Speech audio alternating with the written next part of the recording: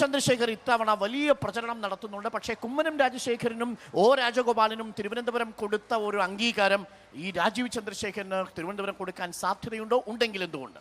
തീർച്ചയായിട്ടും ശ്രീ രാജീവ് ചന്ദ്രശേഖരൻ വൻ ഭൂരിപക്ഷത്തിൽ, റെക്കോർഡ് ഭൂരിപക്ഷത്തിൽ തിരുവനന്തപുരം പാർലമെന്റ് മണ്ഡലത്തിൽ വിജയിക്കുമെന്ന് തന്നെയാണ് NDA ദേശീയ ജനാധിപത്യ സഖ്യം ഈ സമയത്തും പറയുന്നത്.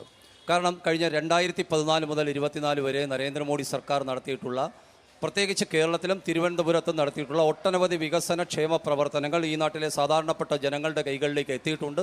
അത്തരം വികസന പ്രവർത്തനങ്ങൾ മുൻനിർത്തിയിട്ടായിരിക്കും രാജീവ് ചന്ദ്രശേഖരനെ ഇത്തവണ ജനങ്ങൾ വോട്ടർമാർ തിരഞ്ഞെടുക്കുന്നത് എന്ന് വളരെ അസന്നിഗ്ധമായി പറയുവാൻ വേണ്ടി ആഗ്രഹിക്കുന്നു. മറ്റൊരു കാര്യമുണ്ട്.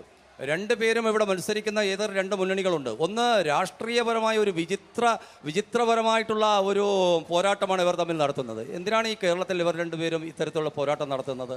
ആർക്കെതിരെയാണ് ഇവർ തമ്മിൽ പോരാട്ടം നടത്തുന്നത്?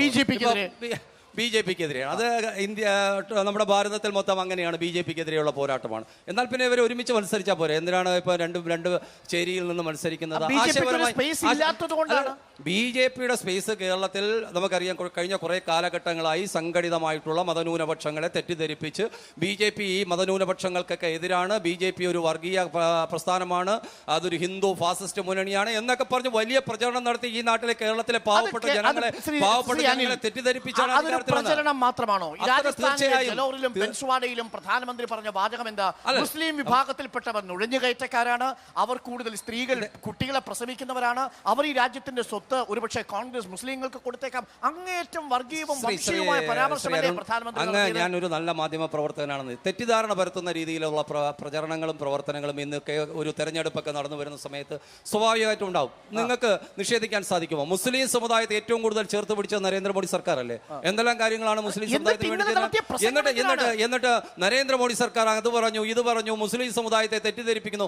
അങ്ങനെയൊന്നും മുസ്ലിം സമുദായത്തെ ഇനി ഒരു കാലഘട്ടത്തിലും BJPക്കെതിരാണ് എന്നുള്ള പ്രചരണം കൊടുത്ത് മുസ്ലിം സമുദായത്തെ അകറ്റി നിർത്താനുള്ള ആ ഒരു നടപടി നടക്കുവാൻ പോകുന്നില്ല. അത്തരം കാര്യങ്ങളെല്ലാം നമുക്കത് വിശദമായി ചർച്ച ചെയ്യാം. പക്ഷെ അപ്പോഴും മണ്ണിൽ മറ്റൊരു കാര്യം കൂടി ഉണ്ടല്ലോ. നിങ്ങൾക്കെതിരെ ലത്തീൻ അതിരൂപത നിലപാടെടുത്തിട്ടുണ്ട്. അല്ലല്ല, അതൊക്കെ 3 അക്കൗണ്ടുകളാണ് ഫ്രീസ് ചെയ്തത്. അല്ലല്ല, സ്വാഭാവികമായിട്ടും ഞാൻ ചോദിക്കട്ടെ, ഇപ്പോ ലത്തീൻ അതിരൂപതയ്ക്ക് അങ്ങനെ ഒരു തീരുമാനമെടുക്കാൻ, രാഷ്ട്രീയപരമായി തീരുമാനമെടുക്കാൻ അവർക്ക് അവകാശമുണ്ട്. അവർ ഭാരതീയ ജനതാ പാർട്ടിക്ക് പിന്തുണ പ്രഖ്യാപിക്കണമെന്ന് നമുക്ക് പറയാൻ വേണ്ടി സാധിക്കുമോ? തീരദേശത്തേക്ക് വന്നാൽ അവിടെ നിങ്ങൾക്ക് വോട്ടില്ല, നിങ്ങൾക്ക് മുസ്ലിം ന്യൂനപക്ഷങ്ങളുടെ ഇടയിൽ വന്നാൽ വോട്ടില്ല.